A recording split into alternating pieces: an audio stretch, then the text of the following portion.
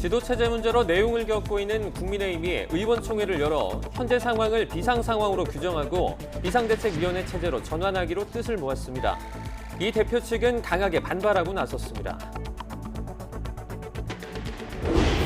정부가 초등학교 입학 나이를 만 5세로 낮추는 방안을 추진하겠다고 밝히자 학부모와 교육계 반발이 커지고 있습니다. 박순애 교육부 장관은 확정된 안이 아니라며 사회적 합의를 도출하겠다고 밝혔습니다.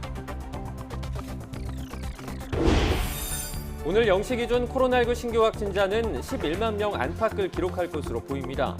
오늘부터 무증상자도 확진자와 밀접 접촉했다면 동네 병원에서 본인 부담금 5천 원만 내고 신속 항원 검사를 받을 수 있습니다.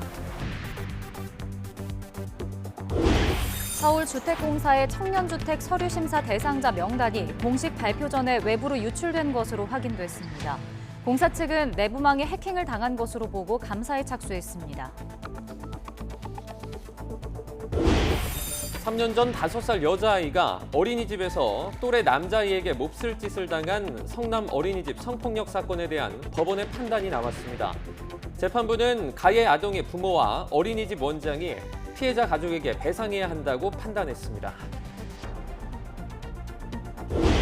핵 확산 금지 조약 회의에서 북핵으로 한반도 상황이 심각하다는 국제사회 우려가 쏟아졌습니다. 일본 총리로는 처음으로 회의에 참석한 기시다 총리는 국제사회와 협력해 북핵 문제에 대응하겠다고 밝혔습니다. 낸시 펠로시 미국 하원 의장이 이르면 오늘 밤 타이완을 방문할 것이라는 관측이 나오고 있습니다.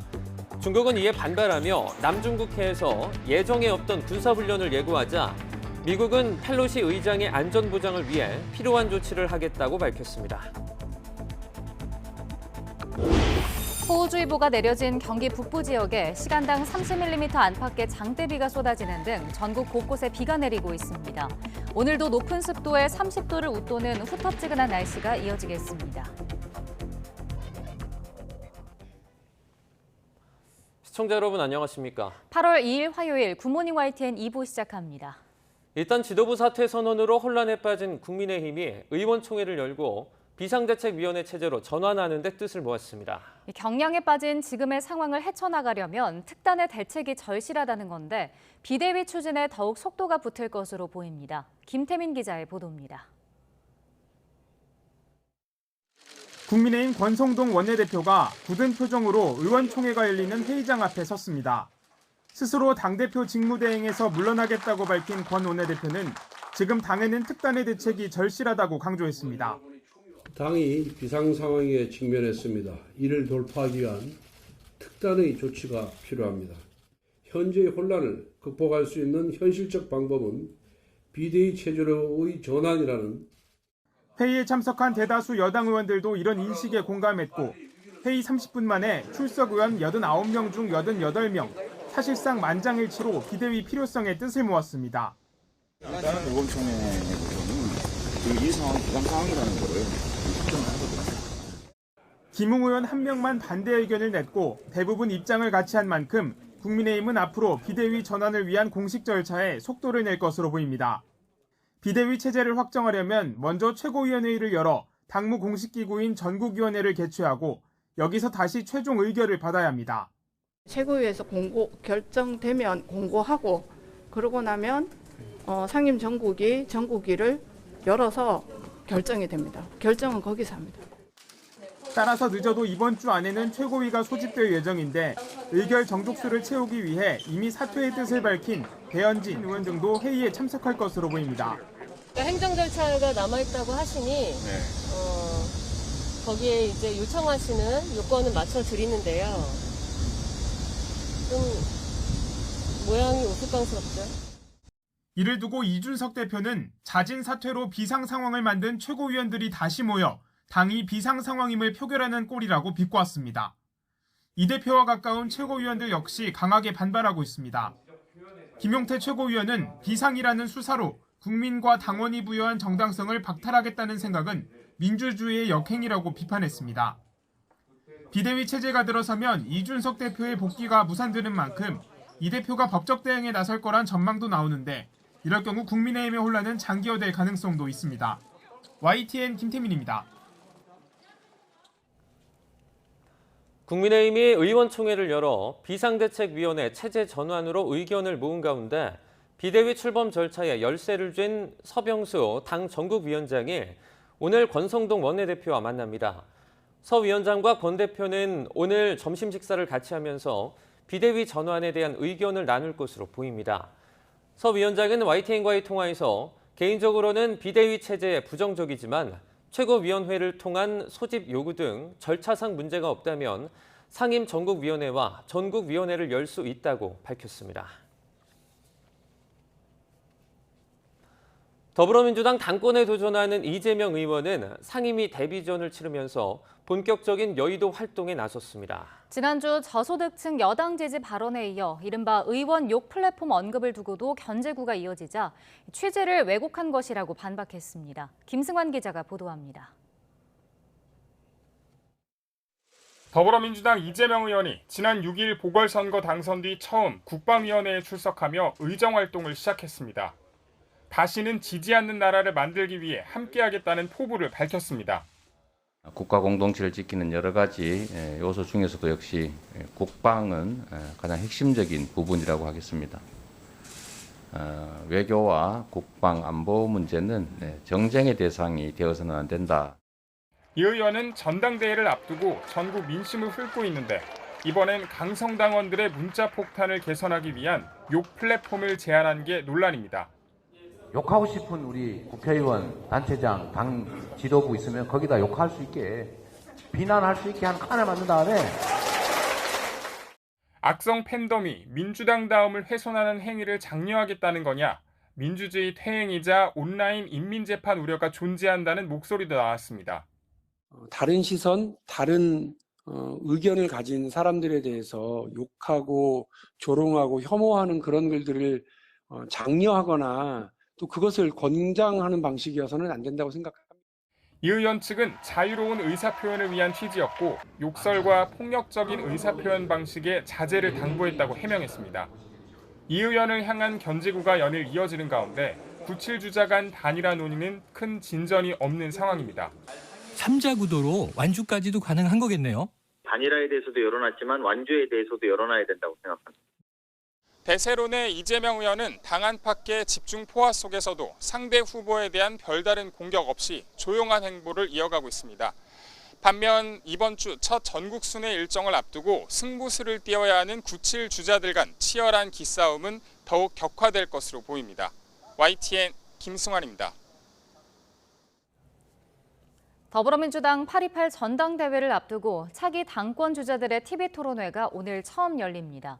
민주당 이재명, 박용진, 강훈식 의원은 오늘 오후 5시 50분 강원 민방에서 주관하는 당대표 후보자 방송 토론회에 참석합니다. 새 후보가 공개 토론회에서 맞붙는 건 오늘이 처음으로 지난 대선과 지방선거 평가, 당 혁신 방안 등을 두고 격론을 벌일 것으로 예상됩니다. 오늘 토론회를 시작으로 새 후보는 전국을 돌면서 10여 차례에 걸쳐 공개 TV 토론을 소화할 예정입니다.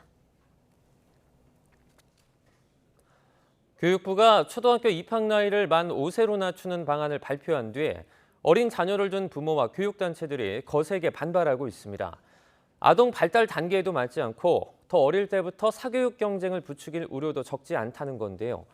교육체계에 큰 혼란을 불러올 수 있는 사안을 제대로 된 의견 수렴조차 없이 추진한 데 대해서 비판의 목소리가 커지고 있습니다. 윤성훈 기자입니다. 정부가 2025년부터 초등학교 입학 연령을 만 5세로 낮추는 방안을 추진한다는 소식에 학부모들은 대부분 우려스럽다는 반응을 내놨습니다. 사실 7세도 굉장히 어린 나이인데 7세면 사실 자리에 장시간 앉아 있는 것도 힘들고 화장실 뒤처리도 혼자 하기 힘든 나이인 것 같아요. 지금 실상에 맞지 않는 것 같아요. 현재도 초등학교 들어가기 전에 어머님들께서 뭐 4세부터 뭐 영어 유치원, 뭐 5세부터 영어 유치원 하는데 어떻게 보면 그 연령이 정말 3세로 내려갈 수도 있고 오히려 더 사교육을 부추기는 효과가 나오지 않을까 싶고. 만 5세가 초등학교 웬 말이냐? 학부모와 교육계 단체들도 거세게 반발했습니다.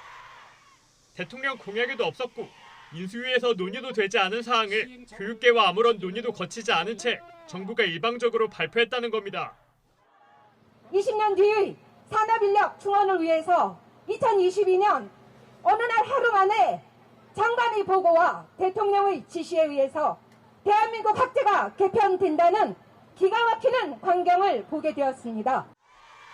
단체들은 초등학교 입학 나이를 낮추는 건 유아기 발달 특성을 전혀 고려하지 않은 탁상행정이라고 비판했습니다.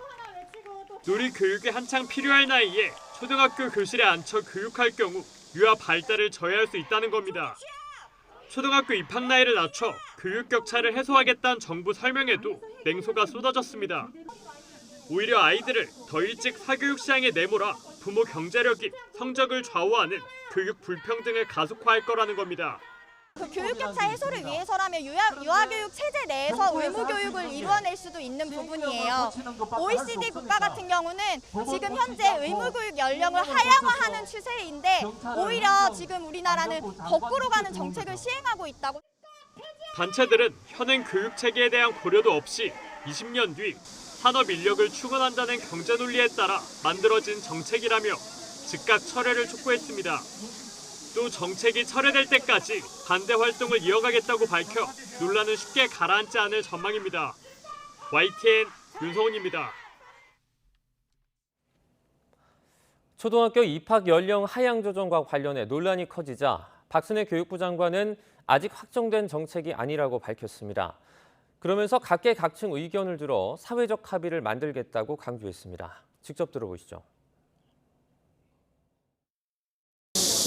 정책에 대한 의견 수용 과정이 선행되지 못하다 보니 여러 가지 우려가 있었었고요.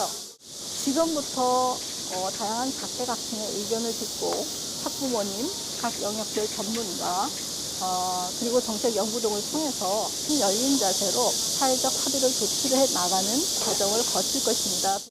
어머님들이 우려하는 어떤 돌봄이 좀 더 필요하지 않을까라는 부분에 대해서도 1학년과 2학년에 대해서는 전일제 돌봄, 저녁 8시까지 돌봄을 하겠다라는 그런 대안들도 가지고 있었습니다. 25년에서 29년은 그날도 시나리오라고 말씀드렸고, 단일학급의 경우에는 만약에 그게 시나리오가 된다 그러면 학령 인구로 봤을 때 현재 학령 인구에서 3, 4년 뒤에는 너무나 학령 인구가 많이 줄어들어서 실제로 그 계획대로 가더라도 단일학급이 대부분 일어나지 않는다는 그러한 가정적인 상황을 말씀을 드린 것이고, 그런 4년이 확정이 되고 그것을 꼭 하겠다라는 취지는 아니다.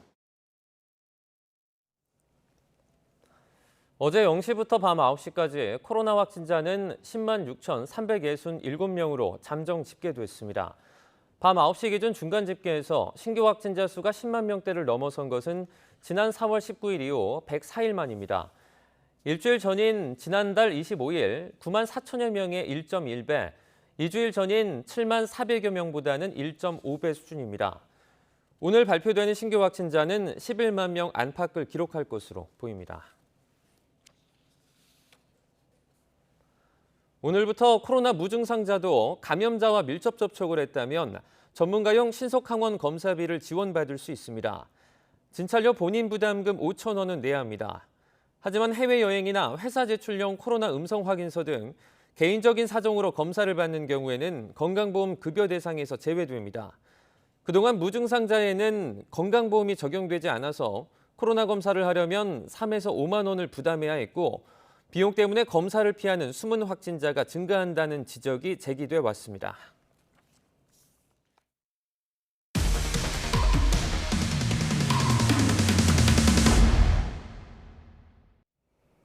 네, 3년 전 5살 여아가 친구에게 몹쓸 짓을 당했다는 이른바 성남 어린이집 성폭력 사건에 대한 법원 판단이 나왔습니다. 법원은 가해 아동의 부모와 어린이집 원장이 피해자 가족에게 배상해야 한다고 판결했습니다. 보도에 김다연 기자입니다. 5살 여자아이가 같은 어린이집에 다니는 친구에게 성추행 피해를 당했다는 의혹이 제기됐습니다. YTN은 3년 전 경기도 성남의 어린이집에서 당시 5살이던 여자아이가 남성인 친구에게 성추행 피해를 봤다고 처음 보도했습니다. 추행은 어린이집에 이어 집 근처 으슥한 곳에서도 일어났고, 신체 주요 부위에 염증이 생긴 A양은 심리적 후유증까지 겪었습니다. 지하 주차장에 간다거나 이러면 혹시 누구 만나는 거 아니냐 이렇게 하고 그 일을 본인도 잊지 못해서 계속 상기하고 A양 부모가 인터넷에 올린 글을 시작으로 가해 아동 부모와 어린이집의 안일한 대응을 둘러싼 청와대 국민청원은 빗발쳤습니다. 문제의 행동을 발달 과정의 자연스러운 모습으로 평가한 당시 복지부 장관의 발언은 되려 논란을 키우기도 했습니다. 하나의 그 발달 과정에 나타난 자연스러운 모습일 수도 있는데 그게 너무 과도하게 표출됐을 때 어떻게 처리할 것이냐 그런 문제인데 어린 가해 아동을 처벌할 법적 근거가 없는 만큼 어른들에게 책임을 물리는 방법을 택한 A양 부모는 손해배상 소송을 냈습니다. 가해 아동 부모도 맞소송에 나섰는데 법원은 A양 가족의 손을 들어줬습니다. 재판부는 A양과 부모를 신체적, 정신적으로 다치게 한 문제의 행동을 위법한 가해행위로 규정했습니다. 그러면서 그 책임은 분별 능력이 없는 어린아이의 생활을 감독할 의무가 있는 부모가 져야 한다고 지적했습니다. 또 담당 교사의 감독 소홀도 문제 삼았습니다. 재판부는 당시 사건이 원장의 보호감독 의무와 예견 가능성 범위를 벗어나지 않았다며 원장과 부모가 같이 1,500만 원을 배상하라고 판결했습니다.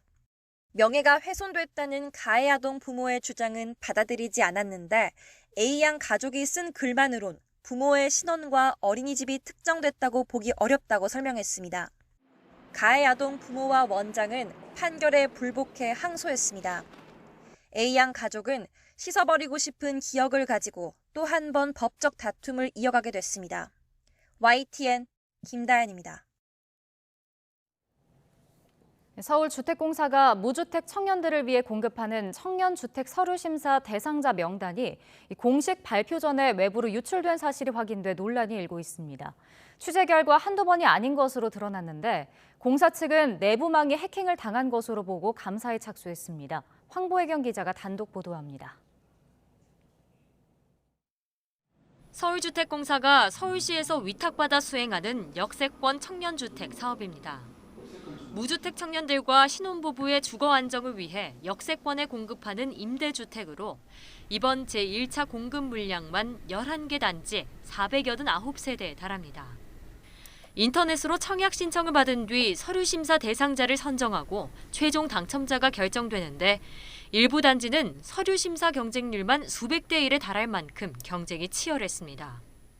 1차 공급 서류 심사 대상자가 공식 발표된 건 지난달 27일 오후 4시. 그런데 발표 7시간 전인 오전 9시쯤 인터넷 포털 카페에 게시글이 올라왔습니다. 서류 심사 대상자 발표 명단이란 제목의 글에는 황당하게도 실제 심사 대상자로 선정된 사람들의 명단이 첨부돼 있었습니다.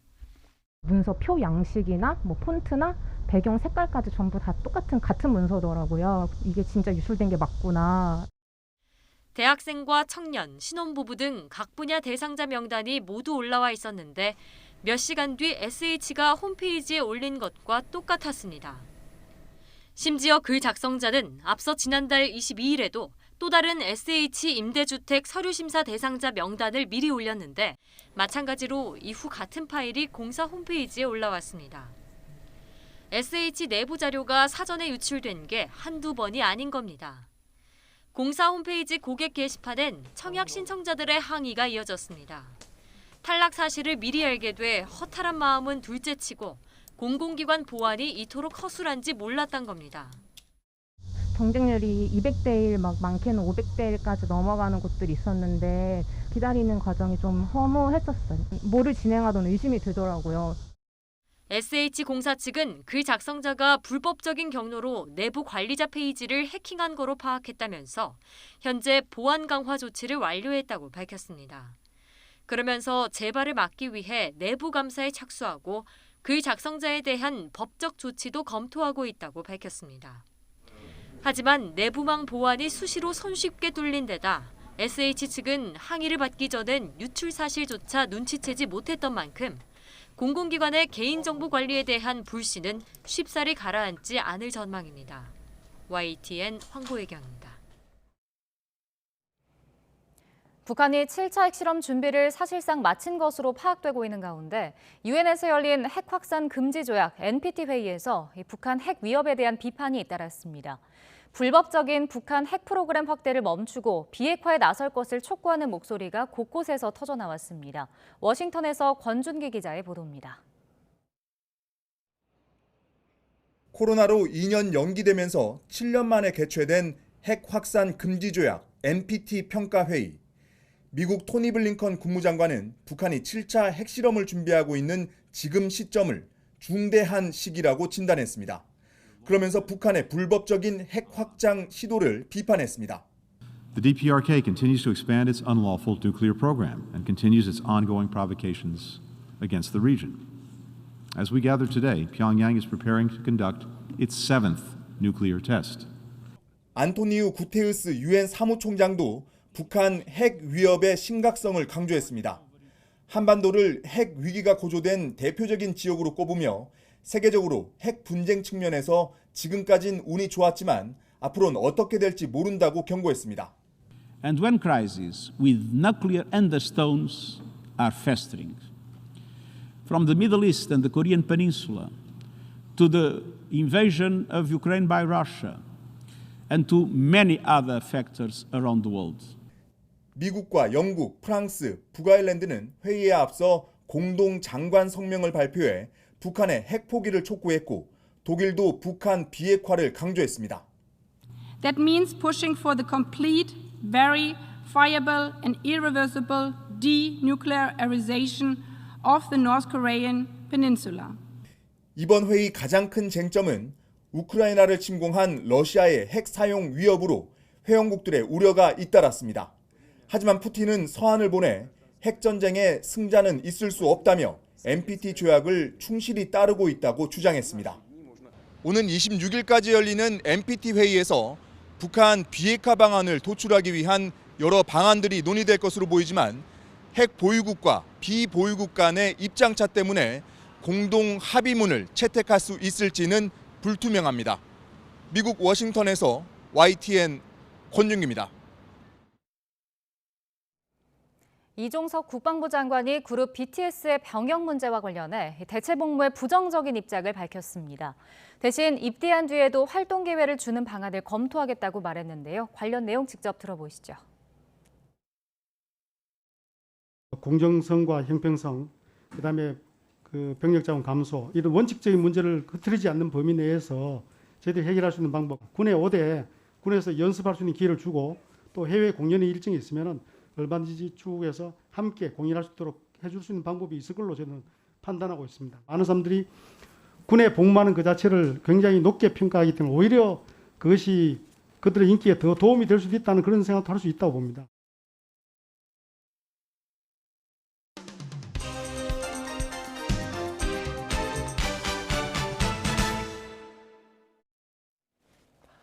(8월 2일) 화요일입니다. 오늘 아침 신문은 어떤 소식을 다뤘는지 짚어보겠습니다. 이현웅 아나운서가 주요 내용 정리해왔습니다. 어서 오세요. 안녕하십니까. 네, 첫 번째 기사 보겠습니다. 국민의힘이 어제 의원총회를 열어서 비대위로 의견을 모았습니다. 그런데 아직까지는 순탄치 않아 보이죠? 네, 그렇습니다. 조선일보 기사 먼저 준비했는데 끝에 보면은 출범까지 곳곳 암초라는 제목이 눈에 띕니다. 네. 어제 의원 89명이 모였고요. 김웅 의원을 제외한 88명이 비대위로 전환하는 데 뜻을 모았습니다. 지도부는 전국이 의결을 거쳐서 오는 15일 이전에 비대위를 출범시키겠다는 계획을 갖고 있는데요. 여기서 한 발 더 나아가서 한 의원은 속도를 더 낸다면 9월 말쯤에는 새 대표를 뽑는 전당대회를 열 수도 있을 것이다. 이런 이야기를 하기도 했다고 합니다. 네. 권성동 원내대표는 의총 후에 전국위 개최를 위해서 최고위를 소집하려고 했는데요. 정미경, 김용태 최고위원이 불참을 했고 조수진 의원도 이미 사퇴를 했다면서 불참했습니다. 결국 정족수 5명을 채우지 못해서 열지 못했는데요. 하지만 당 지도부는 이미 사퇴한 조수진 의원을 빼고 4명만 되면 과반 정족수가 된다라고 해석을 하면서 오늘 다시 최고위를 열 계획이라고 합니다. 이런 움직임에 대해서 이준석 대표 SNS를 통해서 반발하는 글을 올리기도 했습니다. 한편 키맨으로 불리고 있는 서병수 의원, 직접 전국위 개최를 하지는 않겠지만 최고위에서 의결을 한다면 열 수밖에 없다라는 입장인데요. 결국 최고위 개최와 의결에 시선이 모이고 있습니다. 한편 이런 국민의힘 내홍이 윤석열 대통령 휴가 일정에도 영향을 줬다는 해석이 나오고 있는데요. 지방에서 머물면서 휴식하는 대신에 자택에서 전국 구상을 하는 쪽으로 변경했다라는 건데요.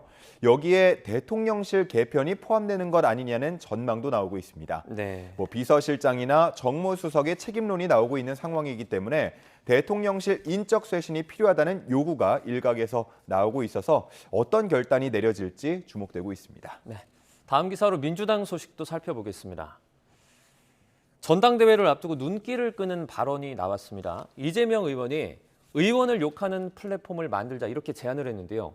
이게 무슨 말입니까? 네, 그렇습니다. 지난달 30일이었는데요. 경북을 찾아서 당원, 지지자들을 만난 자리에서 나온 이야기입니다. 네. 온라인 플랫폼을 만들어서 욕하고 싶은 의원을 비난할 수 있도록 하자 이런 얘기를 한 건데요. 그래서 오늘 가장 많은 비난을 받은 의원도 밝히고 가장 많은 항의 문자를 받은 의원 등을 집계해보자 이런 얘기들을 했습니다. 네. 이 구상을 들은 박용진, 강훈식 후보 바로 반발하는 목소리를 냈는데요. 결국 이 의견은 당내에서 소신 목소리를 내는 의원들을 저격하는 셈이 되지 않겠냐라고 반박한 겁니다. 이런 보도가 나오면서 이재명 후보 측 당원과 국민들이 자유롭게 의사표현을 하고 직접 참여할 수 있는 플랫폼을 만들자라는 취지였다면서 의원 욕하는 플랫폼을 제안했다고 하는 건 일부 발언만 가지고 취지를 왜곡한 것이라고 반박하기도 했습니다. 네, 그렇군요. 오늘 새 후보의 토론회가 또 예정돼 있는데 관련 내용이 나오는지 저희가 지켜보도록 하겠습니다. 다음 기사 보도록 하겠습니다. 취약 연령을 1살 낮춘다는 계획이 나온 뒤에 여러 가지 논란이 좀 커지는 것 같아요. 기사는 어떻게 다뤘습니까? 네, 그렇습니다. 지금 기사 중앙에 나와 있는 사진에도 있지만 40여 개 교육 관련 단체들이 용산 대통령실 앞에 모여서 반대 기자회견을 열었습니다. 교육부가 연령 하향을 추진하는 주된 목적은 계층 간 교육 격차를 해소하겠다라는 건데요. 교육단체들은 국민 그 누구도 교육 격차의 근본 원인을 초등학교 입학 연령이라고 생각하지 않는다라면서 그 내용과 절차가 잘못됐다고 지적하고 있습니다. 하지만 교육부 입장에서는 변함이 없어 보이는데요.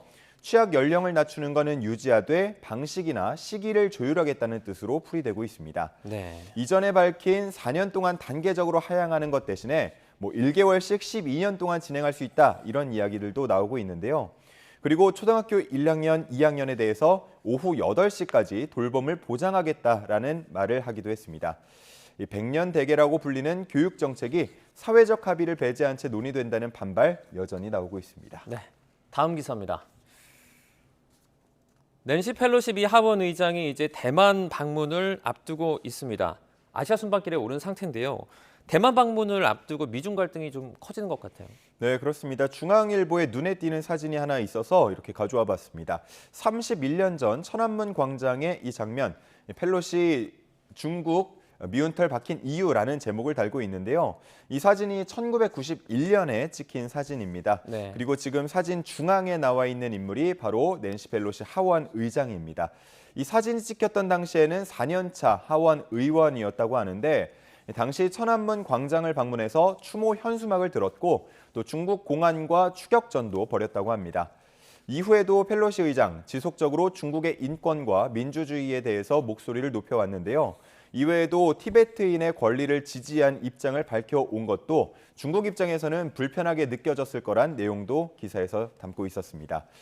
이런 배경이 있기 때문에 외교적 기피 인물로 꼽혀온 펠로시가 대만을 방문하겠다고 하자 중국 측은 강경한 메시지를 내놓고 있는데요. 네. 탑승한 비행기를 격추하겠다. 중국군이 절대 가만히 두고 보지는 않겠다라는 강경 발언이 나오면서 현재 미중 긴장감이 상당히 높아지고 있습니다. 네.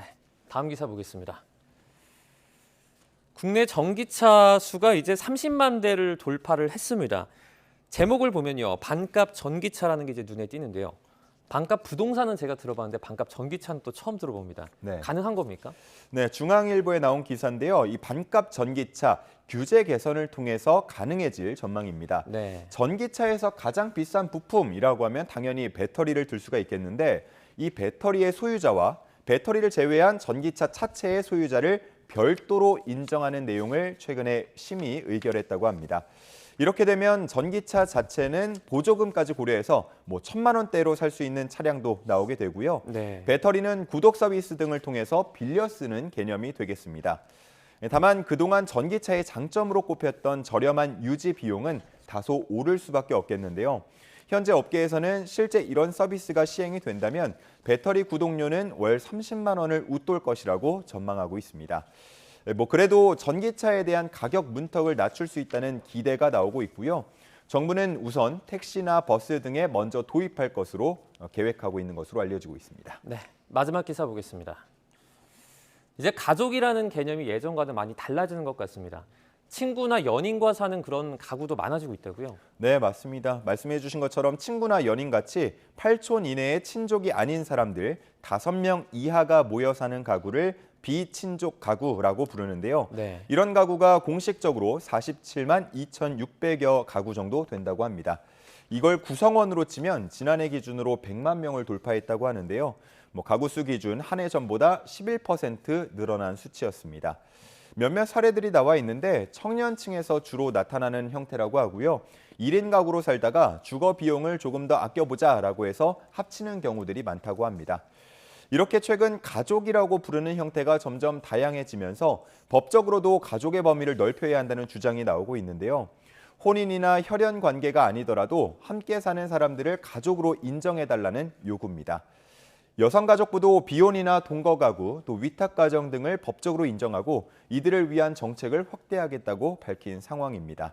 이런 가족이라는 개념이 앞으로 어떻게 바뀌고 또 이들을 위한 정책 지원이 어떻게 마련될지 주목되고 있습니다. 네, 알겠습니다. 굿모닝 브리핑 여기까지 듣겠습니다. 고맙습니다. 감사합니다.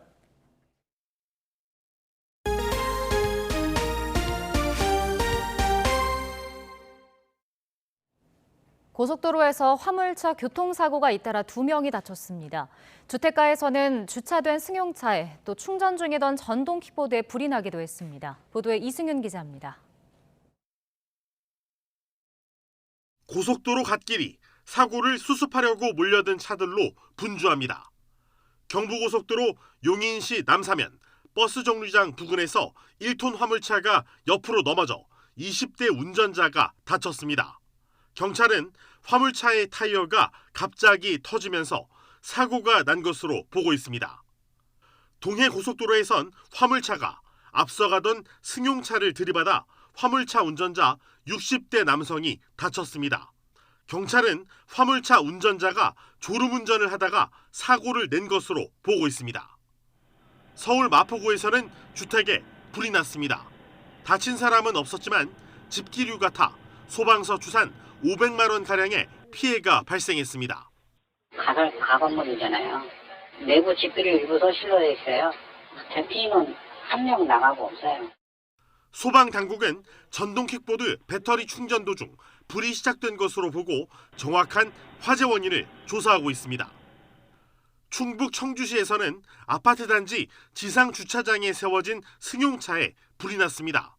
불은 승용차를 모두 태우고 양옆에 주차된 차들로도 옮겨 붙었습니다. 경남 거제시 지심도 선착장 인근 갯바위에서 해산물을 채취하던 40대 남성이 파도에 휩쓸려 실종됐습니다. 해경이 구조대를 급파했지만 사고 현장에 파도가 높아 수색에 어려움을 겪고 있습니다. YTN 이승윤입니다.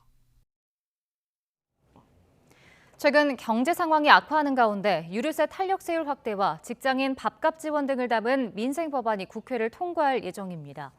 국회는 7월 임시국회 마지막 날인 오늘 오후 2시 본회의를 열고 지난달 29일 민생경제안정특별위원회에서 의결된 개별 소비세법 개정안과 교통에너지환경세법 개정안 그리고 소득세법 일부 개정안을 처리합니다.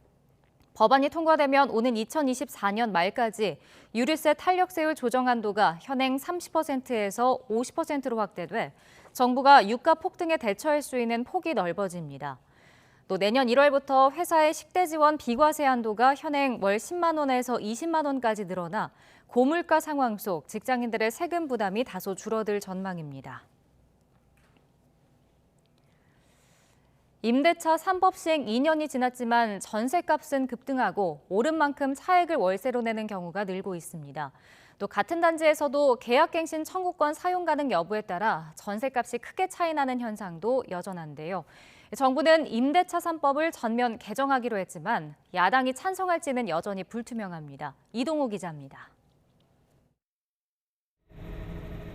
서울 양천구 목동 5단지 아파트. 113제곱미터 아파트 전셋값은 7억 5천만 원에서 11억 5천만 원까지 최대 4억 원 차이 납니다. 계약갱신 청구권을 행사하는 아파트는 5%만 올려줘도 되니 7억 원대, 이 권리가 없는 신규 전세가는 11억 원대에 거래되는 것입니다. 11억에서 11억 5천 선 보시면 되고요. 기존에 계약갱신 청구권 행사했다 그러면은 많아야 8억대 중반 정도. 중장기로 보고 오시는데 2년 뒤, 4년 뒤에 이것만 살고 가자고 하는 분 없기 때문에 늘 불안한 거죠. 서울 아파트 평균 전셋값은 지난 2020년 임대차 3법 시행 이후 2년 만에 29% 상승했습니다. 직전 2년 동안 14% 상승한 것과 비교하면 상승률은 2배 정도 됩니다. 하지만 의무 계약갱신에서 풀린 물건은 집주인이 4년치를 한꺼번에 받으려고 해 2배 가까이 올리는 경우도 나오고 있습니다. 폭등한 전셋값을 감당하기 어려운 세입자들은 월세 시장으로 내몰리고 있습니다. 전세가 오른 만큼 차액을 월세로 받는 경우도 많아지고 전세자금 대출보다 월세 전환 이자가 더 싸기에 월세를 선호하는 세입자도 늘고 있습니다. 이 같은 현상 때문에 우려했던 전세 대란은 없었습니다. 전세는 수요 감소로 하향 안정화될 것으로 보이고 반면에 월세는 전세 대출 금리가 오르면서 당분간 전반적으로 상승할 가능성이 높습니다.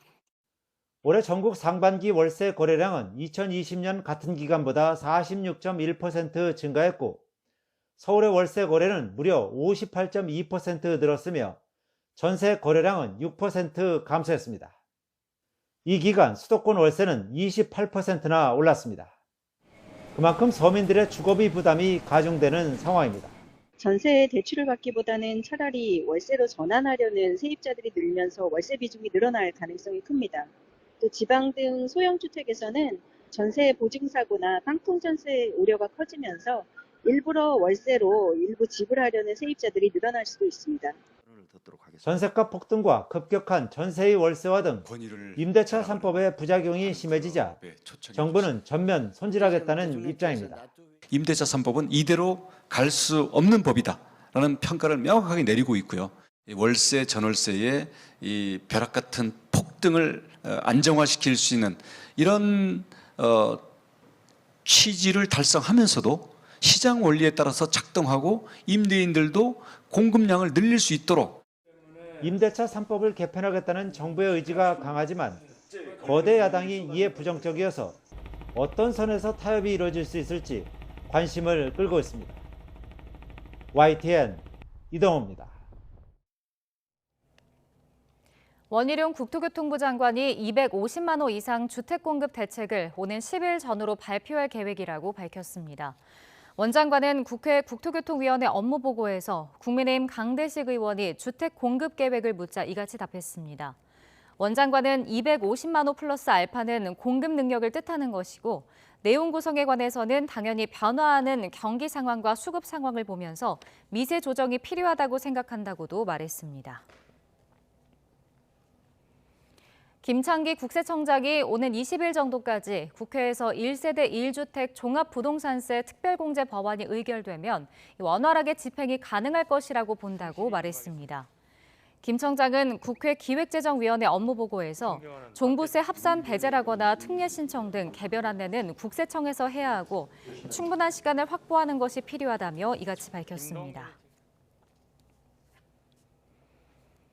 아파트 층간소음 완화를 위해 바닥 두께를 9cm 더 두껍게 하면 용적률을 5% 추가로 부여하는 등의 인센티브가 제공될 것으로 보입니다. 국토교통부는 오는 10일 전후로 발표할 예정인 주택 250만 호 플러스 알파 공급 계획에 이런 내용의 층간소음 대책을 포함시킬 계획이라고 밝혔습니다. 국토부는 신축 아파트의 경우 바닥 슬래브 두께를 현재 기준인 210mm에서 300mm로 두껍게 하면 층간소음이 현재 최소 성능 기준인 50dB에서 47dB로 낮아지는 만큼 용적률을 5%가량 높여주는 방안을 검토하고 있습니다. 태풍이 남기고 간 비구름의 영향으로 현재 전국 곳곳에는 비가 내리고 있습니다. 특히 경기 북부와 영서 북부 지방에는 호우주의보가 내려진 가운데 시간당 20mm 안팎의 매우 강한 비가 집중되고 있는데요. 앞으로 경기 북부와 영서 중북부 지방에는 120mm 이상, 서울 등 수도권과 지리산 부근, 또 제주 산간에도 최고 80mm의 비가 더 내리겠습니다. 비가 내렸지만 밤사이 열대야는 계속됐는데요. 현재 서울 기온은 26.6도, 대전은 25.4도, 대구는 26.1도를 보이고 있습니다. 이 수도권을 제외한 전국 곳곳에는 폭염주의보가 내려진 가운데 오늘 서울의 한낮 기온은 30도, 대전은 32도, 대구는 33도 선까지 오르겠습니다. 중서부 지방의 비는 내일 오전까지 길게 이어지는 곳이 있겠고요. 남은 한 주간 무더위 속에 소나기가 자주 내리겠습니다. 지금까지 날씨 정보였습니다.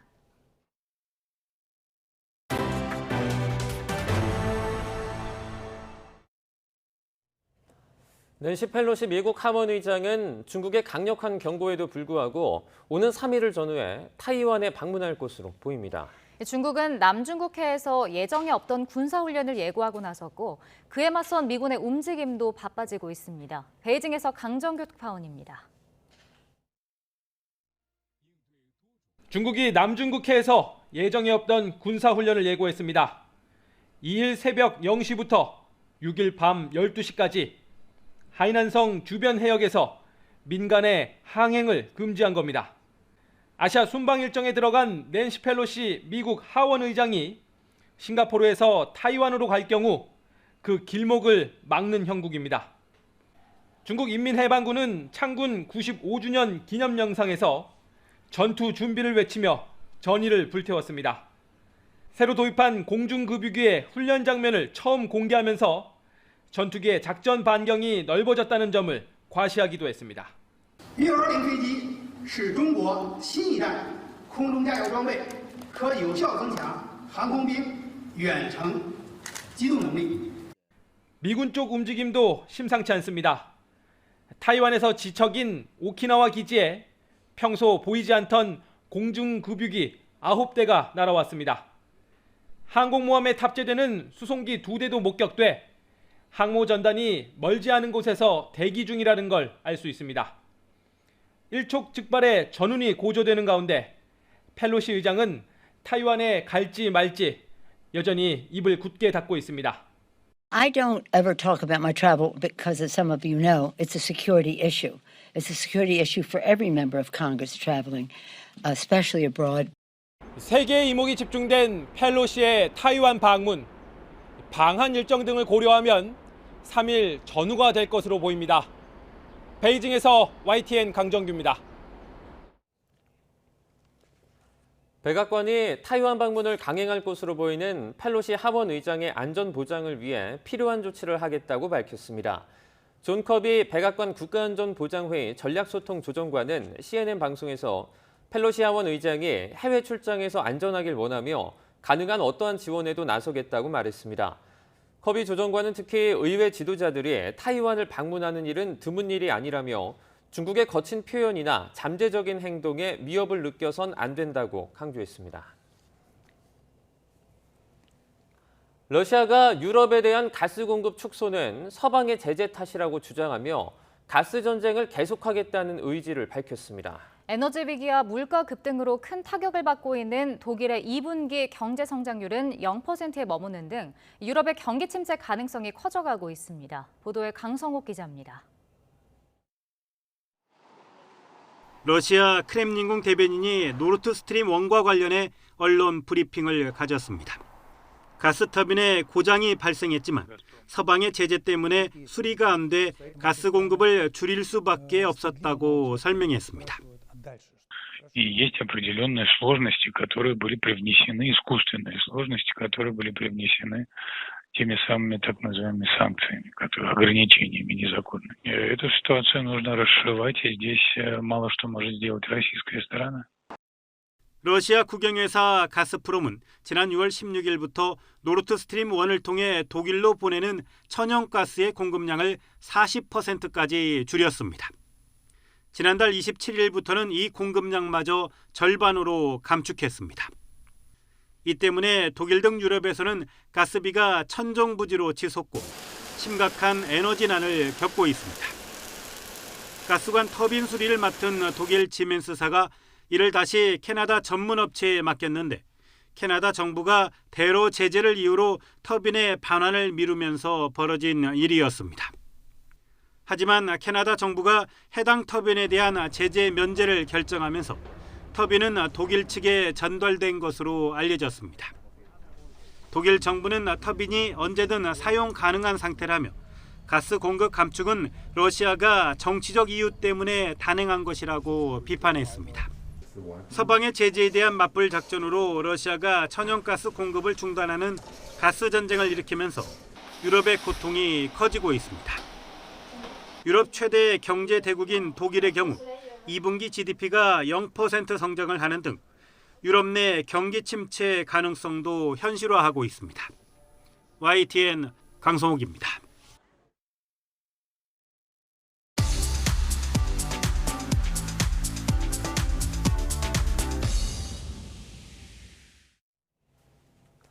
경제 소식을 빠르게 전달해 드립니다. 오늘 굿모닝 경제는 권혁준 경제평론가와 함께하겠습니다. 어서 오십시오. 네, 안녕하십니까. 네, 저희 밤사이 해외 증시부터 살펴보겠습니다. 뉴욕과 유럽 증시는 하락을 했습니다.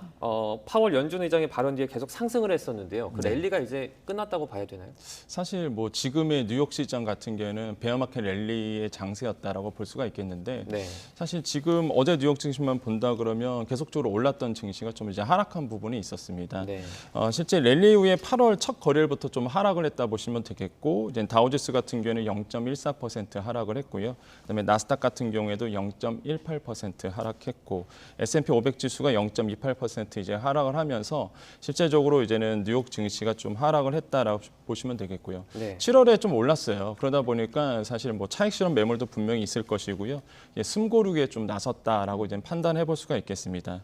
사실 지금 경제 지표를 봤을 때 좀 좋은 경제 지표는 나오지 않고 있거든요. 특히 미국 같은 경우에도 2분기의 경제 성장률이 전 분기 대비해선 0.9% 이제 하락했다라는 통계치도 나오고요. 일단은 뭐 전분기 대비 봤을 때 하락한 거 봤을 때 그만큼 이제 경기 침체로 가는 것이 아니냐라는 우려스러운 목소리도 나오고, 실제 경제 성장률을 봤을 때 이렇게 속보치, 잠정치, 확정치로 나오는데 이번에 2분기 같은 경우는 속보치였고요. 동시에 나왔던 게 1분기에 이제 확정치가 나왔었는데 1분기에 경제 성장률이 마이너스 1.6% 미국 경제 성장률이 나왔다 보니까 사실 뭐 좋은 지표들이 나오지 않고 있다. 이러면서 좀 하락 좀 투자하신 분들 입장에서 이런 지표를 좀 참고를 하고 있다라고 보시면 되겠고요. 그래서 저는 봤을 때 전통적인 7월 달에 상승했던 이유는요. 베어마켓 랠리의 어떤 분위기가 형성이 됐다고 보여집니다. 그러니까 약세장에서 일시적인 반등이 나오는 걸 베어마켓 랠리라고 얘기하는데 7월에는 이런 베어마켓 랠리 현상이 S&P 500 지수에서 강하게 나타나면서 잠깐 상승한 것이지, 이게 뭐 7월 달에 상승했다고 해서 뭐 경기가 다시 한번 회복되고 있다라고 판단하기는 좀 어렵다, 이렇게 상황을 보고 있습니다. 네, 우리 증시도 좀 살펴보겠습니다. 우리 증시는 개인 투자자들이 지금 투자금을 좀 회수하고 있는 것 같더라고요. 네, 사실 개인 투자자들이 지금 투자했던 것들을 이제 차익 실현 매물도 분명히 있을 것이고요. 이제 회수를 하고 있는데 뭐 말 그대로 그렇게 보시면 됩니다. 계속 파란불 켜지다 보니까 많이 지쳤죠. 심리적으로 많이 좀 지친 부분도 있다 보니까 아무래도 다시 한번 좀 우리 장세가 7월 달에 상승하다 보니까 이런 부분에서 아무래도 내다 팔고 있다라고 좀 판단을 해보겠고요. 실제 이제는 이게 개인 투자자를 봤을 때 삼성전자를 빼놓고는 얘기가 안 되죠. 그래서 삼성전자가 개인 투자자들이 많이 투자하고 있는데, 실제 지난달 봤을 때 삼성전자 같은 경우는 이제 개인들의 이제 매도세가 좀 나왔던 부분이 있었습니다. 이른바 이제는 삼전 탈출이라고 좀 표현하기도 하는데요, 시장에서는요. 근데 아이러니한 게도 사실 3반기를 평가해 봤을 때 삼성전자만큼 많이 산 종목이 없거든요, 개인 투자자들이. 그 정도로 이제 순매수 1위였는데 이제는 7월에 들어와서 아무래도 주가가 바닥을 치고 삼성전자가 좀 올라오다 보니까 이제 개인들이 이제 매도세를 좀 기록을 했다라고 보시면 되겠고요. 아무래도 많이 지쳤습니다. 특히 6월달에 6만 원 선이 이제 한때 이제 붕괴되면서 개인 투자자들이 많이 놀랬던 부분이 있거든요. 근데 이제 그게 다시 한번 회복되다 보니까 다시 한번 이제는 이때 좀 말 그대로 매도를 해야 되겠다, 수익 실현을 해야 되겠다라고 하면서 매도를 한 부분이 이제 눈에 목적이 됐고요. 이런 점을 봤을 때 외국인 외국인과 반대로 움직이는 개인 투자자들 과연 어떻게 바라볼 것인가에 대한 굉장히 의구점. 우리 증시에 항상 오래전부터 이런 어떤 숙제들을 안고 있었어요. 왜 네. 개인들은 외국인과 반대로 움직일 수밖에 없느냐. 봤을 때 이제 아무래도 이제 부채에 대한 부분들을 분명히 안고 있을 것이라고 보여지고요. 아무래도 자기 자본을 가지고 이제 투자하는 것이 기본이지만은 보통 우리나라의 개인들의 투자 형태를 봤을 때 자기 자본 없이 레버리지를 끌어당기면서 하시는 분들이 많다 보니까 네. 차익 실현을 나올 때 할 수밖에 없는 상황이 되거든요. 이런 부분에서 아마 지금 이런 분위기가 느껴지고 있다. 그래서 이런 부분도 아마 8월 달에도 좀 유지될 것 같다라고 생각을 해봅니다. 네. 이 코로나 때는 동학개미가 증시를 좀 받쳐주지 않았습니까? 네. 이들의 투자 심리가 얼어붙으면 전반적인 증시에 좀 악재가 되겠죠. 그럼요. 이제는 개인 투자자들이 나서지 않으면 사실 또 변동성이 큰 시장으로 또 갈 수밖에 없는 상황이다 보시면 되겠고요. 네. 이제 우리 증시가 상반기에 이제 하락을 했었습니다. 이제 그때 이제는 개인들의 패턴이 뭐였냐면은 꾸준하게 이제는 매수 평균 단가를 낮춰왔거든요. 워낙 고점에 사다 보니까 이거를 계속적으로 매수를 하면서 평균 단가를 낮춰주는 전략으로 계속적으로 순매수를 계속 하고 있었단 말이죠. 네. 그러다가 최근에 주가가 이제 반등을 했습니다. 그러면 이때야말로 이제는 수익권에 진입을 했다라고 판단을 해서 개인들이 이제는 계속적으로 이제 매도를 하고 있다고 보시면 되겠고, 근데 두 번째로 봤을 때에 진짜 개인들이 봤을 때 손실을 감안하고도 파시는 분들도 지금 목격이 되고 있거든요. 네. 그러니까 내가 수익을 해서 수익 창출의 목적으로 파시는 분도 계시지만은 일단 손절매라고 보통 얘기를 하죠. 말 그대로 수익을 보더라도, 그러니까 손실을 보더라도 더 이상 하반기에는 증시에 대한 상승 모멘텀이 없다 보니까 이제는 기대를 접고 손절매를 하시는 패턴도 지금 시장에서 나와주고 있다. 그래서 아무래도 하반기에 경기 침체에 대한 우려 부분이 계속적으로 이제 나오다 보니 아마 개인들이 이렇게 판단하고 있지 않을까 생각을 해봅니다. 네.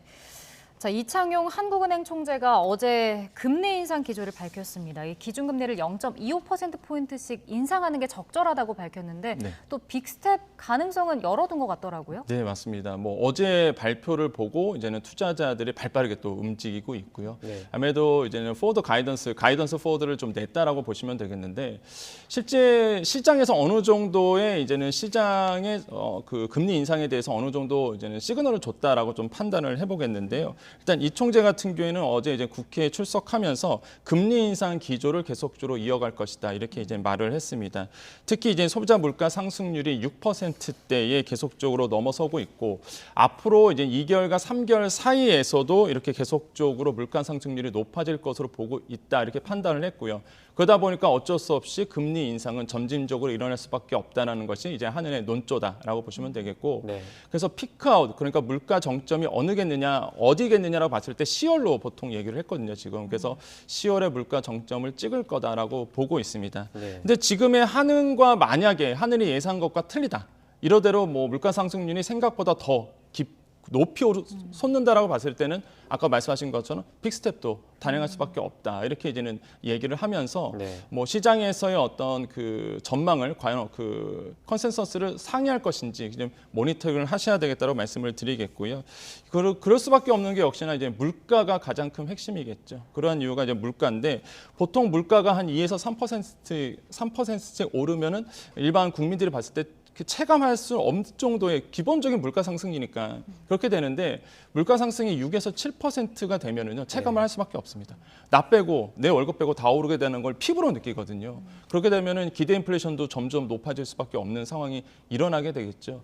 그러다 보니까 물가가 지금 6%대를 넘어가다 보니 당연히 이제 하는 입장에서는 물가를 진정시키기 위해서 가장 크게 일수적인 목표니까 당연히 이제 금리를 전진적으로 이제는 높일 수밖에 없는 상황으로 간다라고 보시면 되겠고요. 이러한 상황은 계속적으로 아마 일어날 것이다. 그래서 시장에서도 과연 이제 시장의 전망치를 깨고 빅스텝을 갈지 뭐 안 갈지, 지금 상황으로 이제 베이비 스텝이죠. 0.25%포인트씩 올라가는 것으로 지금은 전망이 나오고 있습니다. 네.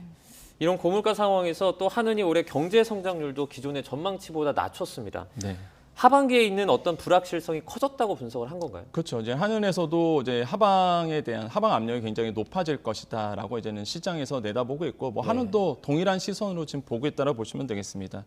올해 경제 성장률 2.7%를 지금 소폭 하회하는 이제 전망치를 내놨거든요. 네. 사실 얼마 전까지만 해도 한은의 한 연구 소원은요, 사실 2.7% 가능하다. 연속 분기 남았을 때 0.3% 상승하면 뭐 목표했던 2.7% 가능하다라고 이제는 연구 결과가 나오기도 했었는데 이것을 이제는 약간 수정했다라고 보시면 됩니다. 그래서 하방에 대한 하방 경직성이라든지 하방의 위험이 높아지면서 2.7% 어렵지 않겠느냐라고 이제 목소리가 지금 나오고 있고 IMF도 사실 수정 전망치를 내놨었죠. 연초에는 뭐 3% 이렇게 보다가 이게 2.7%로 낮아지고 2.5%로 낮아지고 그다음에 이번에 또 수정 전망치 나오면서 2.3%로 지금 우리나라의 경제 성장률, 연 경제 성장률을 이렇게 소폭 하락했다, 하향 조정했다라고 보시면 되겠습니다. 그런 이유가 역시나 말씀하신 것처럼 하방 위험이 점점 더 높아질 수밖에 없고요. 뭐 우리나라뿐만 아니라 긴축에 들어간 모든 나라들이 지금 긴축에 들어간 상태다 보니까 수출로 먹고 사는 우리나라 입장에서는 절대 좋은 어떤 거시적인 환경은 아니게 되겠죠. 그러다 보니까 하방의 그 위험이 높아지면서 아마 경제 성장률이 하락할 것이다 이렇게 보고 있고요. 또 한 가지 시장에서 가장 관심이 있었던 게 한은이 바라보는 지금의 경기 전망이거든요.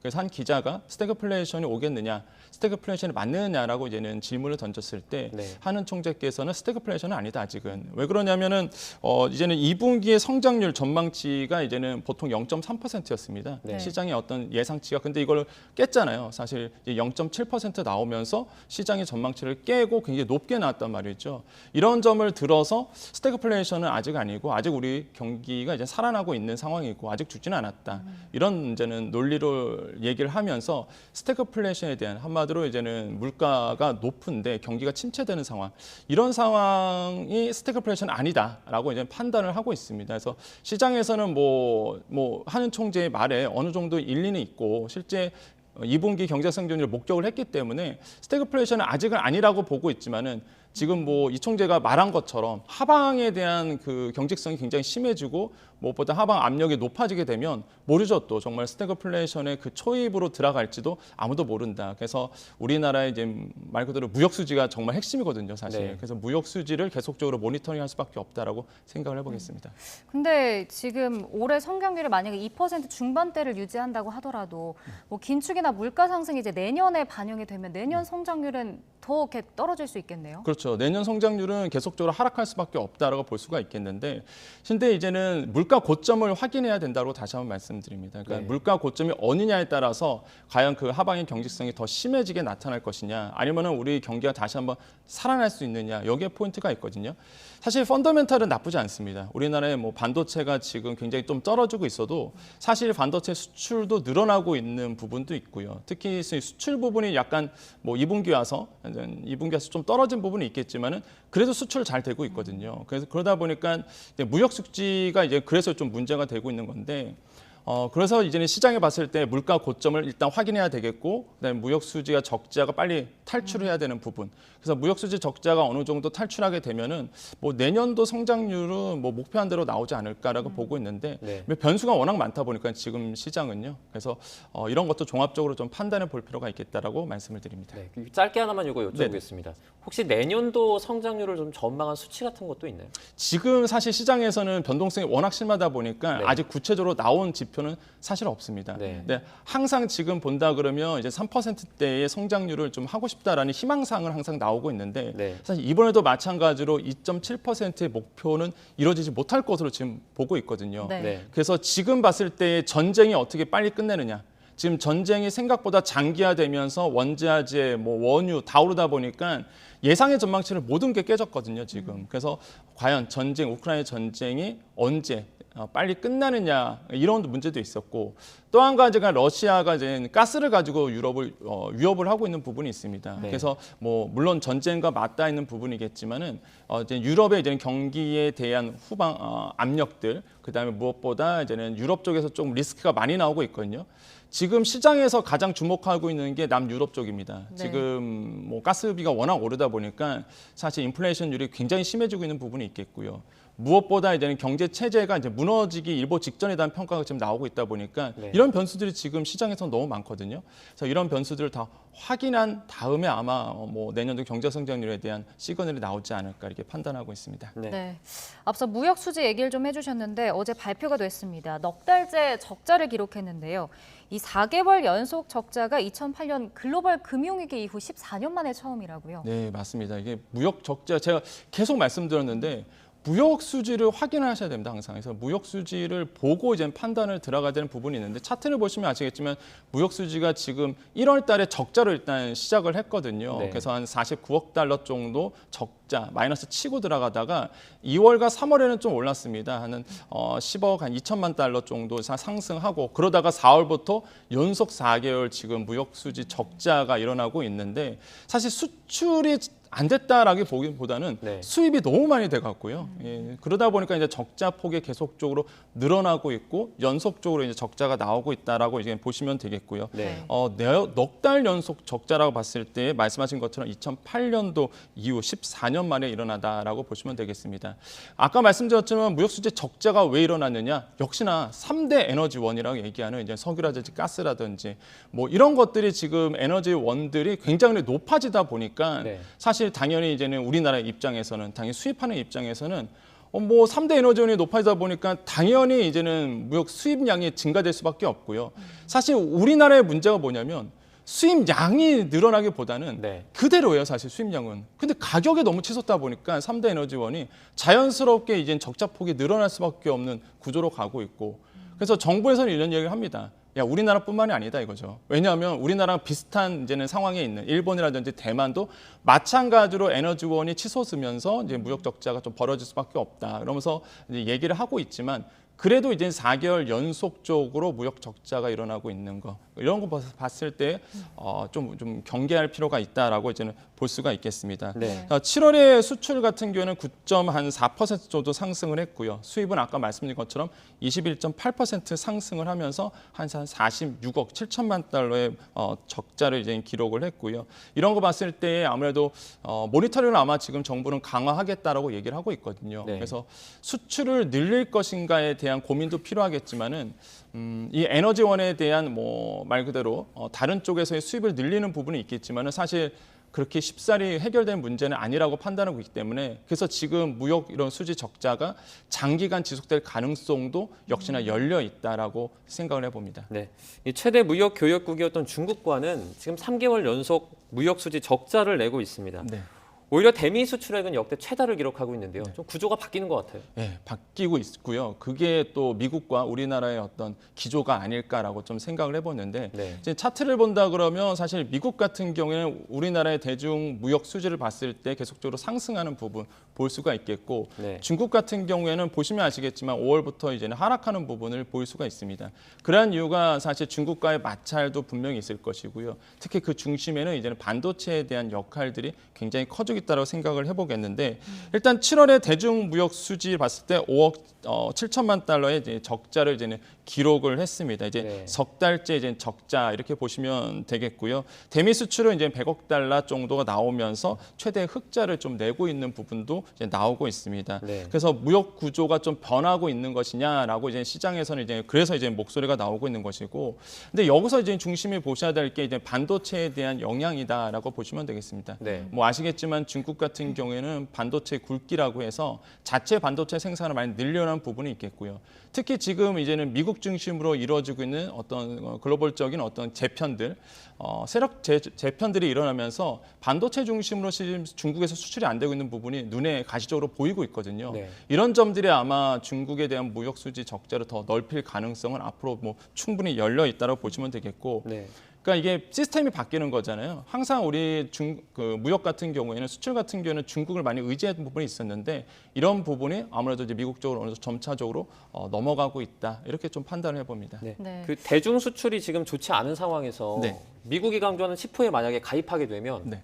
더 안 좋아지는 거 아닙니까? 그럼요. 지금 뭐 중국에서 계속적으로 공산당 일간지가 경고를 할 정도로 계속적으로 우리나라의 정부에 또한 정치에 압력을 주고 있는 이유도 바로 그런 이유다라고 보시면 되겠고 아무래도 이제 미국이 재편하고 있는 세계 질서에 우리나라가 이제는 편승하게 된다 그러면 중국이 경고한 대로 우리나라의 반도체 수출도 막힐 것이고요. 또한 우리가 K-팝으로 해서 사실 파생되는 효과가 굉장히 많았거든요.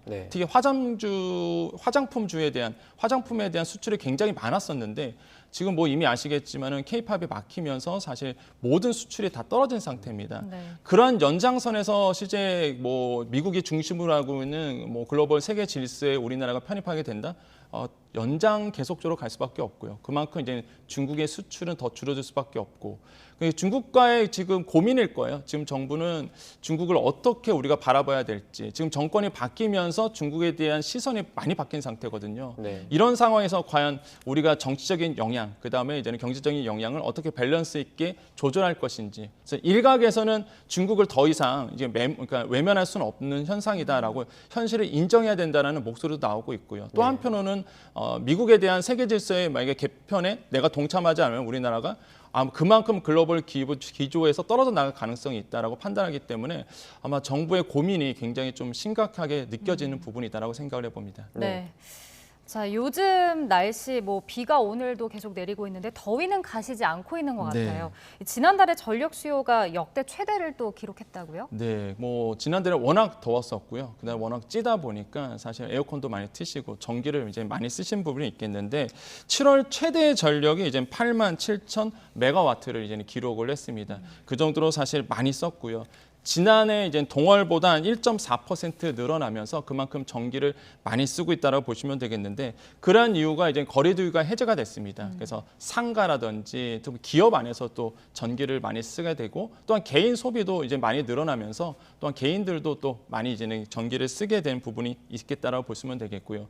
지금 시장에서는 이런 얘기를 합니다. 이제 더 늘어날 것으로 보고 있기 때문에 이제 블랙아웃에 대한 공포가 지금 시장에서는 느껴지고 있거든요. 2011년도에 한번 있었습니다. 블랙아웃이 한 번 있었다가 그 당시에 이제는 대규모 정전이 될 것 같으니까 정부가 순차적으로 끊어버렸거든요. 그래서 뭐 그때 엄청난 혼란이 있어 왔었는데 뭐 이번에는 블랙아웃까지는 안 가겠지만은 그래도 지금 예비 전력이 10% 이하 같은 경우 떨어진다 그러면은 문제가 될 가능성이 있습니다. 그래서 이것도 정부가 지금 유심히 이제 챙기고 있다라고 보시면 되겠고, 그래서 산업부는 이런 얘기를 하죠. 그래서 원전의 역할이 그래서 중요하다라고 이제는 얘기를 하고 있고 여름철 전력 생산에 어느 정도 원전이 기여할 것이다라고 시장에서는 보고 있습니다. 그래서 이번에 이제 전력 수급이 아마 이번 여름에 또한 가을까지 가갖고 가장 핫한 어떤 이슈가 되지 않을까 좀 생각을 해봅니다.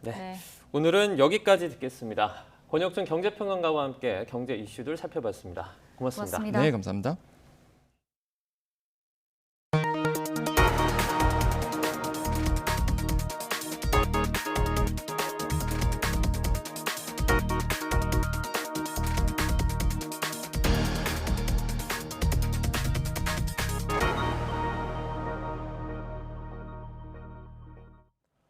표절 의혹이 제기된 김건희 여사의 논문 4편에 대해서 국민대학교가 8개월 만에 재조사 결과를 내놨습니다.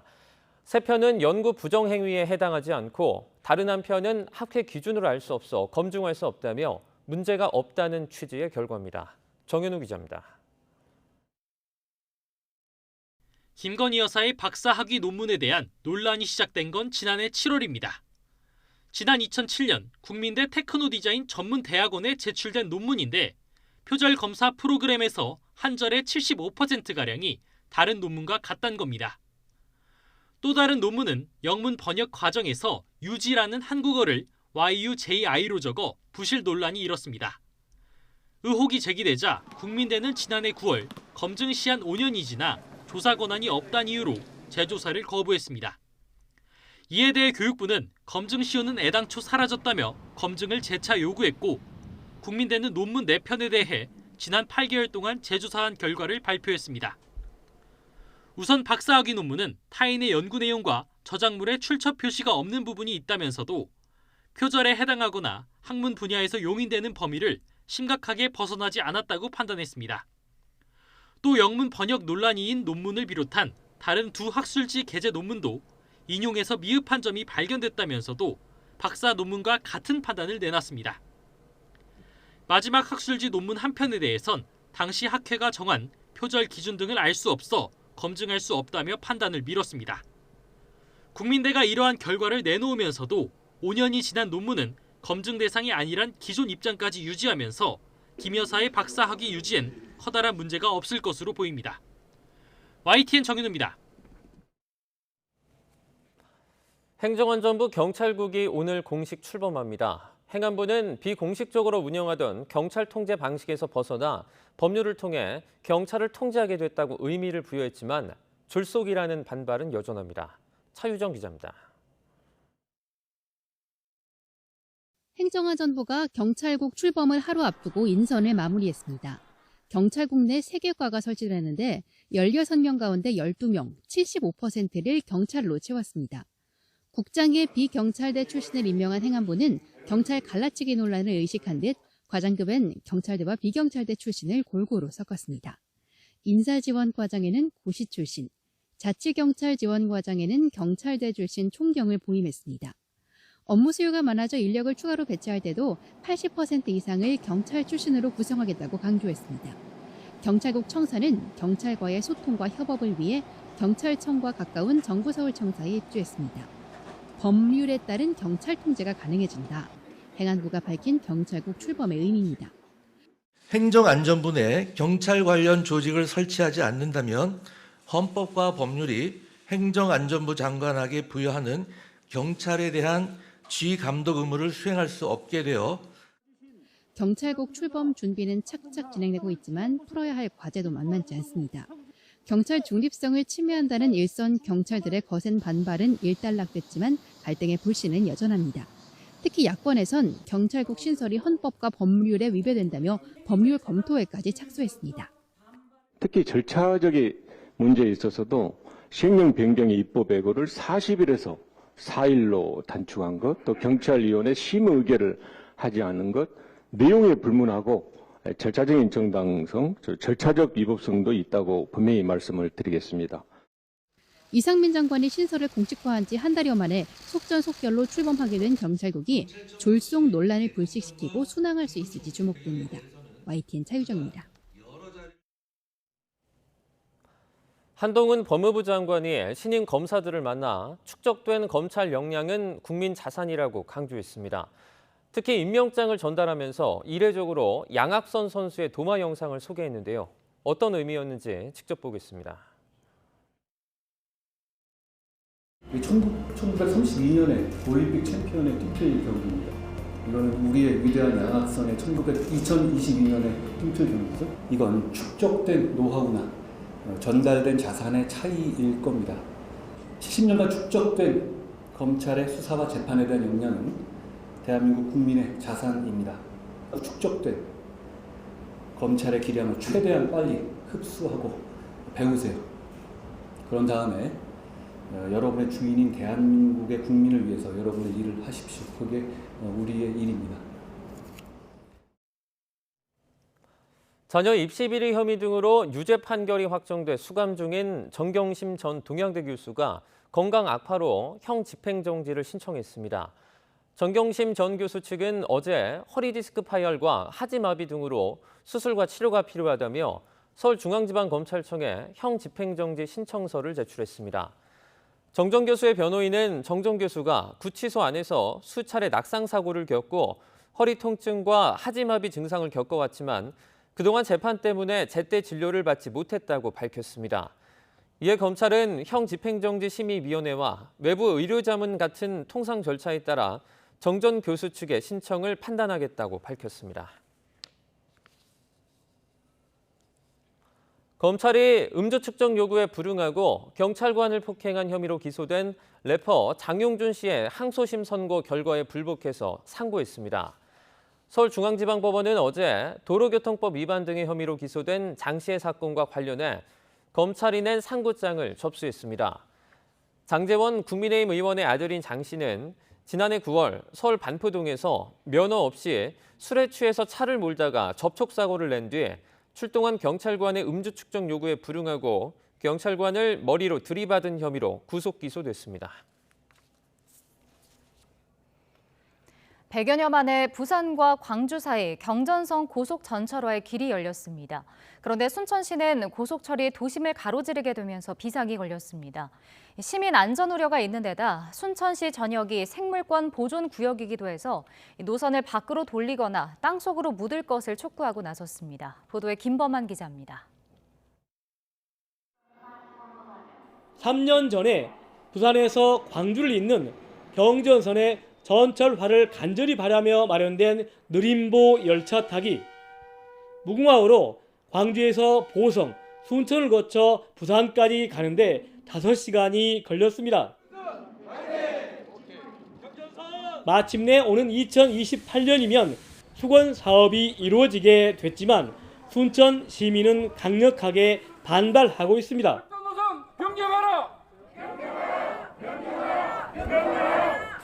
지금은 무궁화호가 하루 6차례 다니는데 앞으로 시속 250km의 준고속철이 40여 차례나 순천 도심을 지나게 되기 때문입니다. 소음 문제가 발생할 것이고 또 그에 따라서 교통 체증이 발생할 것이고 그러다 보면 안전 문제가 10여 곳이 넘는 철길 건널목에서 안전 문제가 발생할 것이라고 생각합니다. 안전사고가 발생하면 결국은 저희 주민들입니다. 고속철이 순천 도심을 지나는 노선은 4.2km.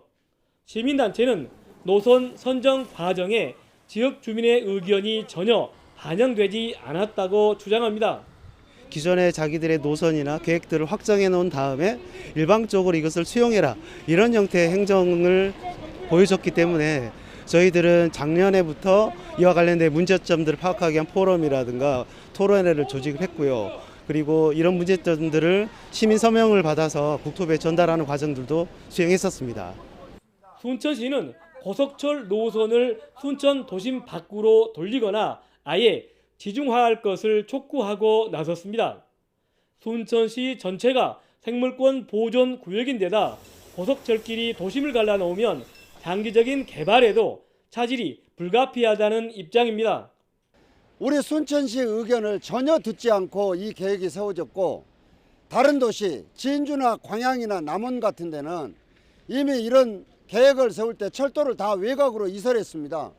왜 순천만 도심으로 이 고속철이 지나가면서 도시의 발전을 완전히 가로막아야 되는지 이해가 되지 않습니다. 일단 대통령실에서는 긍정 검토 입장을 보인 가운데 정부는 확정된 노선을 바꿀 경우 다시 해야 하는 예비 타당성 조사와 예산 문제 등을 내세우고 있어 어떤 결론이 나올지 주목됩니다. YTN 김범환입니다. 홍수로 피해가 큰 미국 켄터키주의 물에 잠긴 집에서 98살 할머니와 가족들을 극적으로 구조하는 장면이 휴대전화에 촬영됐습니다. 이번 홍수로 켄터키주에서만 30명의 사망이 확인됐고 수백 명이 아직 실종 상태입니다. 보도에 김진호 기자입니다. 한 남자가 홍수로 물에 잠긴 집 앞에서 문을 두드립니다. 이 집에는 98세 할머니와 남성 2명이 구조를 기다리고 있었습니다. 물이 계속 불어나는 위험한 상황에서 이 남성은 위험에 처한 할머니와 가족을 구출하기 위해 나선 것입니다. 차분하게 가족들을 집 밖으로 나오게 한 뒤 함께 홍수 속을 서서히 빠져나옵니다. 할머니의 손녀는 가족은 무사하며 병원에서 회복 중이라고 전했습니다. 하지만 켄터키주의 다른 많은 가족들은 홍수에 희생됐습니다. We can now confirm that we have lost 30 Kentuckians to this flooding, and that's going to grow. We know about additional bodies beyond these 30 confirmed. 이번 홍수는 지난주 목요일 켄터키주 동부, 웨스트 버지니아주 남부, 버지니아주 서부에서 48시간 만에 200에서 270mm의 비가 내리면서 발생했습니다. 일요일에도 100mm가 넘는 비가 더 내려 피해가 커졌습니다. 미국 기상청은 느리게 움직이는 소나기와 뇌우가 화요일 아침까지 이어질 수 있다고 경고하고 있어 피해는 더 커질 것으로 전망됩니다. YTN 김진호입니다. 2026년 북중미에서 개최되는 피파 월드컵 본선 참가국이 현재 32개 나라에서 48개 나라로 확대되면서 아시아 예선도 새로운 방식으로 치러집니다. 아시아에 배정된 본선 출전권은 현재 4.5장에서 8.5장으로 4개 나라가 더 늘어나게 됩니다. 아시아 축구연맹은 이에 따라 4번의 라운드를 통해 아시아 8개 나라가 월드컵 본선에 나가게 되고 한 나라는 대륙간 플레이오프를 거쳐 본선 진출을 결정하게 된다고 밝혔습니다. 우리나라는 현재와 같은 피파 랭킹이 유지된다면 최종 예선에서도 이란, 일본 등과 같은 조에 편성되지 않을 가능성도 있습니다. 삼성 라이온즈 허삼영 감독이 성적 부진의 책임을 지고 자진 사퇴했습니다. 삼성 구단은 허 감독이 일요일 롯데전이 끝난 뒤 자진 사퇴 뜻을 전했다고 밝혔습니다. 삼성은 지난해 허 감독 지휘하에 6년 만에 가을 야구를 경험했지만 올 시즌엔 구단 최다인 13연패를 당하는 등 극심한 부진을 보여 9위에 머물러 있습니다. 삼성은 오늘 두산전부터 박진만 퓨처스 감독 대행 체제로 남은 시즌을 이어갈 계획입니다. 한국 수영 간판 황선우 등 아마추어 유망주 4명이 SK텔레콤과 동행합니다. SKT는 서울 을지로 본사에서 황선우, 또 여자 역도 박혜정, 리듬체조 손지인, 스케이트보드 조연주와 후원 계약을 체결했습니다. 앞으로 3년간 훈련 지원금과 국제대회 성적 인센티브를 지급하고 컨디션 관리를 통해 내년 항저우 아시안게임과 2024년 파리 올림픽 준비를 지원합니다. 밤사이 요란한 빗소리에 뒤척이신 분들 많으시죠? 두 태풍이 남긴 비구름이 밤사이 다시 강하게 발달하면서 중북부 지역을 중심으로 천둥 번개를 동반한 강한 비를 뿌렸습니다. 지금 서울의 비는 다소 약해졌지만 출근길 경기 북부와 영서 북부 지역을 중심으로는 시간당 20에서 30mm 안팎의 강한 비가 집중되는 곳이 있겠고요. 낮 동안에는 비가 전국적으로 오락가락 이어지다가 밤사이 다시 강해질 것으로 보입니다. 추가적인 비 피해가 발생하지 않도록 계속해서 주의를 기울여 주시기 바랍니다. 현재 레이더 화면을 살펴보면 전국적으로 산발적인 비가 내리고 있습니다. 비는 오늘 대부분 그치겠지만 중서부 지방은 내일 오전까지 이어지는 곳이 있겠습니다. 앞으로 경기 북부와 영서 중북부 많은 곳에는 120mm 이상, 서울 등 수도권과 영서, 제주 산간과 지리산 부근에도 최고 80mm의 비가 더 내리겠습니다. 비가 내려도 열대야와 무더위의 기세는 여전하겠습니다. 밤사이 서울 기온은 26.7도, 광주 26.1도 등 대부분 지역에서 열대야가 이어졌습니다. 수도권을 제외한 전국 곳곳에 다시 폭염주의보가 내려진 가운데 서울 낮 기온 30도, 대전 32도, 강릉과 대구 33도까지 오르겠고요. 습도 탓에 체감 온도는 어제 이보다 1에서 2도가량 더 높겠습니다. 내일 비가 그친 뒤에도 곳곳으로 소나기 소식이 잦겠고요. 당분간 열대야와 찜통더위가 계속될 것으로 보입니다. 오늘 오후까지 서해안 지역에는 초속 15m 안팎의 강풍이 불겠습니다. 또한 제주도와 남해안을 중심으로는 너울성 파도가 높게 일 것으로 보이니까요. 해안가 안전사고에 계속해서 주의해 주시기 바랍니다. 지금까지 상암동 야외 스튜디오에서 YTN 홍나슬입니다. 화요일 아침 굿모닝 YTN은 여기까지입니다. 잠시 후 뉴스라이더가 방송됩니다. 시청해주신 여러분 고맙습니다.